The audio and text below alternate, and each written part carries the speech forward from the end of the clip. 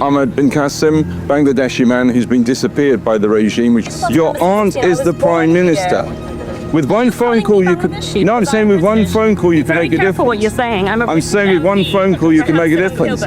আমি কিন্তু বাংলাদেশি, আমি ব্রিটিশ বাংলাদেশি।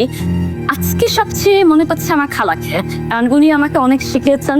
তো একদিক দিয়ে আমার খালা আমার রোল মডেল ছিলেন।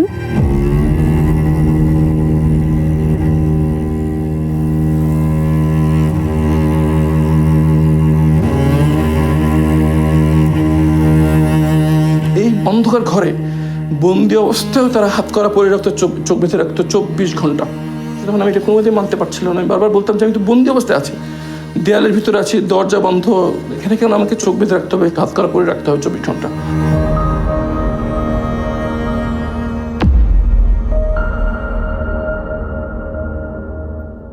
আমি তো ভিতরে কারোর সাথে কথা বলতে পারতাম না।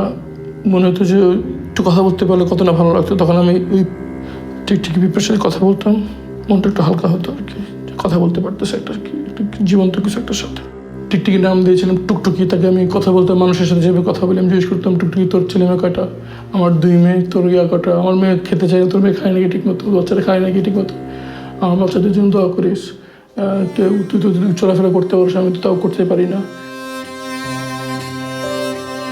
মেয়েকে আমি এভাবে ফেলে আসলাম অনিশ্চয়তার ভিতরে। সে যদি জানতো যে আমি মারা গেছি তাহলে হয়তো সে অন্য সিদ্ধান্ত নিতে পারতো। তার জন্য খুবই খারাপ লাগতো যে তার হক আমি তাকে দিতে পারিনি। সবচেয়ে বেশি কষ্ট লাগতো যখন বাচ্চাদের কথা মনে হতো আর কি। যখন আমার ক্ষুধায় কষ্ট হতো তখন মনে হতো বাচ্চাদের কি অবস্থা, ওরা কিভাবে খাচ্ছে। বিশেষ করে বড় মেয়ে আমাকে ছাড়া খেতে চেত না, কেমন আছে, খুব কষ্ট দিত।